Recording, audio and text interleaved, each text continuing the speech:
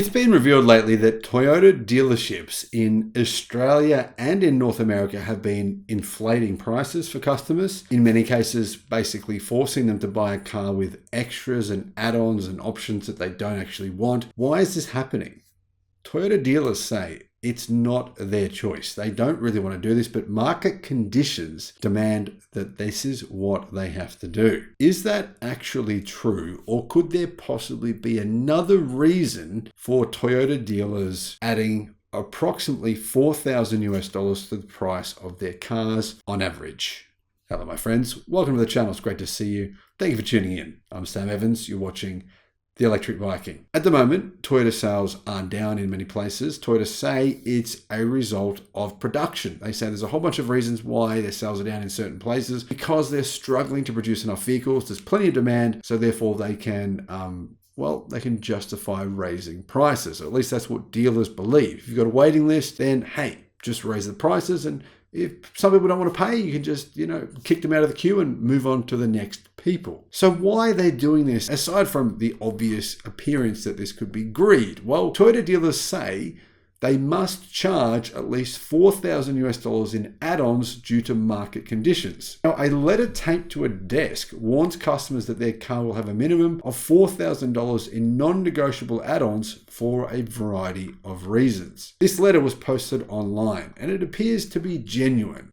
People have said that for a while now, Toyota dealerships have had policies saying you pretty much have to buy add-ons to get the car you want. Some Toyotas have been marked up in price by about between 30 to 40% from the numbers I've seen, such as the new, more limited edition versions like the hot hatch, Gazoo racing versions, but also other vehicles such as Toyota's very old LC70 pickup trucks. So this letter says they justify the cost of the $4,000 by appealing to customers' goodwill before thanking them for their loyalty. Here's a breakdown of what the letter said. On Saturday, August the 12th, a Facebook post featuring this message quickly garnered attention. In it, it says that as of September the 8th, 2022, a Toyota dealership would charge a minimum of $4,000 in predetermined aftermarket products over MSRP on all new vehicles, period.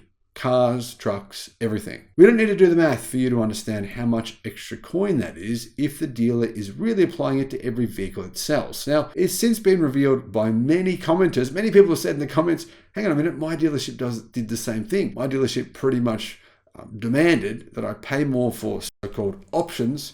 And they said that was the only models they could supply, and if I didn't want to pay more, then they'd basically have to give the car to someone else. And the value of the vehicle could make a $4,000 markup seem fairly reasonable on some cars. Say, for example, if you're buying a Landcruiser. But if you're not, and you're buying a Toyota Corolla or one of the cheaper Toyotas, that's a pretty big difference to the price. So what really gets me about this is not the fact that they're charging these extras for add-ons. It's more the fact that they're engaging in false advertising their prices. I've looked online.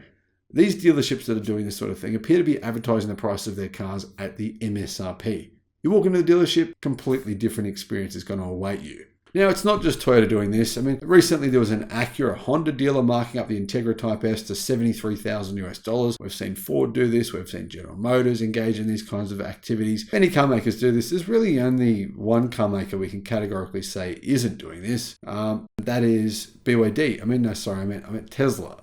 BYD might not do this as well, I'm not too sure. What's seriously shady is how the dealer tries to convince Toyota's customers to just accept the situation. It claims that it has to add these charges on in the interest of retaining its employees. So basically, if you don't pay these extra charges, it will have to fire its employees as a result of your decision. That's called emotional manipulation. I hate that kind of stuff. That makes it sound like if you don't pay for predetermined aftermarket product, that somebody might have to get fired because the dealer simply can't afford to pay its employees. Now, carscoops.com says that it even goes on to say that customer loyalty is appreciated during these difficult times before wishing customers who read the sign the warmest of regards. What a touching letter. Evidently, it didn't touch the heart of the person who posted this on social media, who felt emotionally violated. We wasted our time coming in just to get scammed for a package that isn't even on the vehicle in the first place. Now, the reality is, in the United States,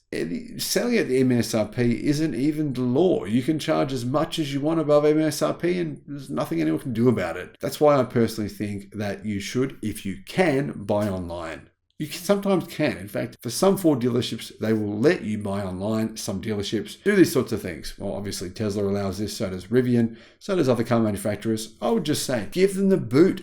Why are people even buying Toyotas these days anyway? I don't understand it. Move on, buy something better. You don't need to get scammed. There's so many other great options on the market. There's nothing that Toyota sell that's particularly compelling. I really can't think of anything. I've looked at every single one of their models, the details and specs. They never win. I mean, think about this, right? They almost never win comparisons. When you see these group comparison tests between 5 different vehicles and one of them is a Toyota, how often does the Toyota win? Almost never. So why buy one? Realistically, the other thing is the so-called reliability myth. It's just a myth. I've debunked that on so many occasions. I don't know why people still believe it, other than Toyota's marketing has done a very good job. Now I want to give you some context here. I have been burned by Toyota. My first car that I ever owned was a Toyota, and the engine blew 4 times. I can tell you now, I can promise you, after it blew the first time, I was very damn nice to that thing. And in fact, I never drove it all that hard because I just didn't have any money, so I couldn't afford to fix it. And I had to 4 times. In the end, the engine was replaced. Not by Toyota, by me. Thanks for watching. Bye-bye.